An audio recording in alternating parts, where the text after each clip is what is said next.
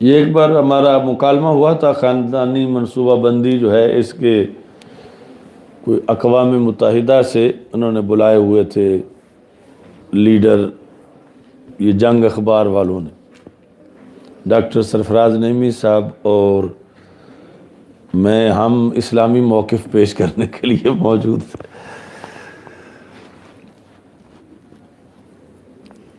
بہت پرانی بات ہے۔ تو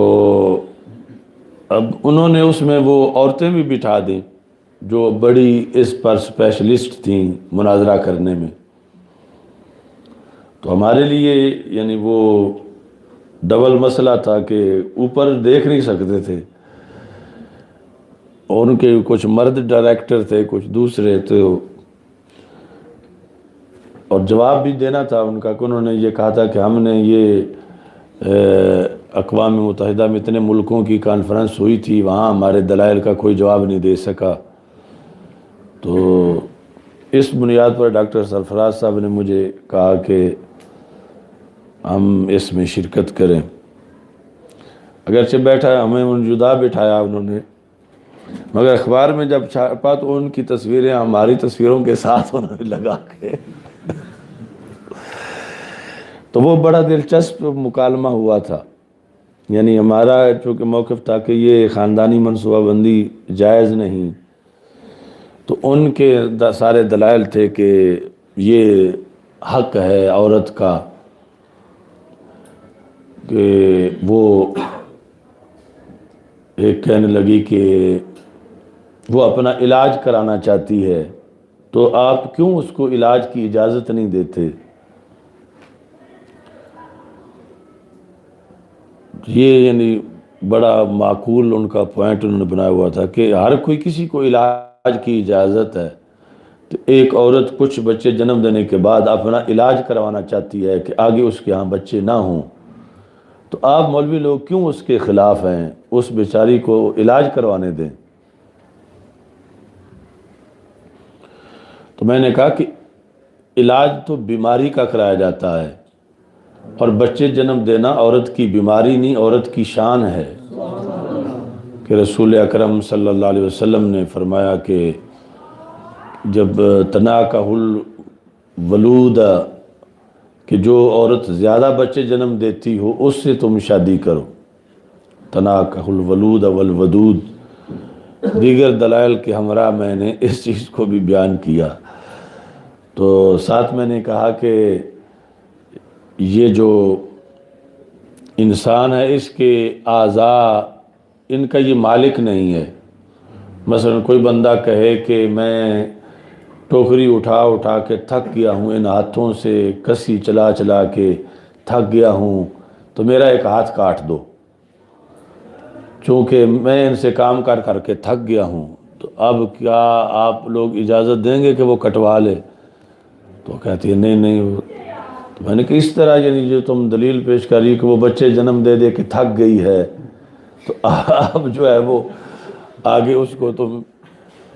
تو جس وقت وہ حدیث میں نے پیش کی تو یہ آگے بہت بے وقوف ہوتے ہیں لبرل۔ تو ایک ان کا جو ڈائریکٹر بیٹھا تھا تو اس نے کہا کہ یہ جو آپ کہہ رہے ہیں کہ جو زیادہ بچے جنم دے اس کو شریعت میں ترجیح دی گئی ہے، یہ وصف اس کی ایک ترجیح کا باعث ہے کہ ودود اور ولود جو ہے اس سے شادی کرو۔ تو وہ بے وقوف کہنے لگا کیا اس کے سر پہ سینگ ہوں گے کہ یہ زیادہ بچے جنم دینے والی ہے؟ تو مجھے غصہ آ گیا، میں نے کہا میں نے کوئی اپنی بات تو نہیں کر رہا، میں تو تمہارے سامنے رسول پاک صلی اللہ علیہ وسلم کی حدیث پیش کر رہا ہوں کہ سرکار نے یہ فرمایا ہے۔ تو سرکار کی حدیث کے آگے تو ایسے لفظ بولنا جائز ہی نہیں۔ باقی میں نے کہا کہ شریعت کے اندر اس کا بھی طریقہ ہے کہ اس کی جو خالائیں ہیں یا اس کی جو بہنیں ہیں یا پھوپھیاں ہیں ان کے لحاظ سے اس کے بارے میں دیکھا جا سکتا ہے یا قرائن سے، تو اس لیے رسول پاک صلی اللہ علیہ وسلم نے یہ ارشاد فرمایا۔ وہ پھر چھپا تھا جنگ اخبار کے اندر ہمارے وہ دلائل یہ تقریباً میرا خیال ہے وہ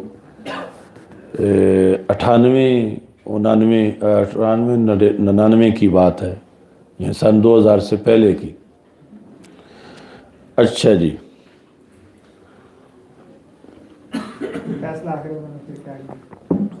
فیصلہ ہم نے اپنا کیا، انہوں نے اپنا کیا۔ اس پر پھر میں نے وہ لکھا، اسلام آباد ایک اس میں کانفرنس ہوئی تھی تو وہ رسالہ چھپا ہوا میرا، اس کے سارے دلائل میں خاندانی منصوبہ بندی کی عدم جواز پر۔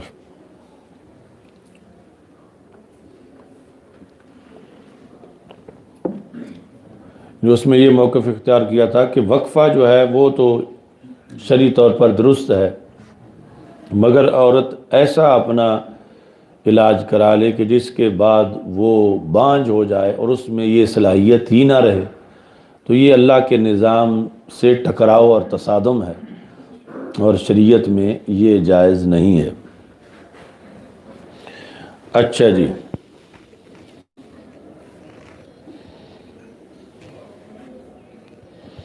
تو یہاں بھی یعنی یہ واضح کیا گیا کہ بچے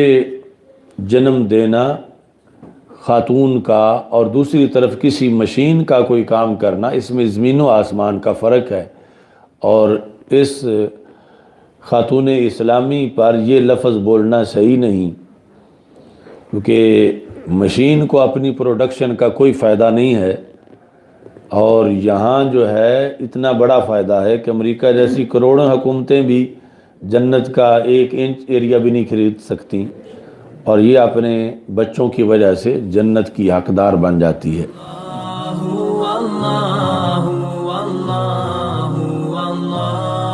اللہ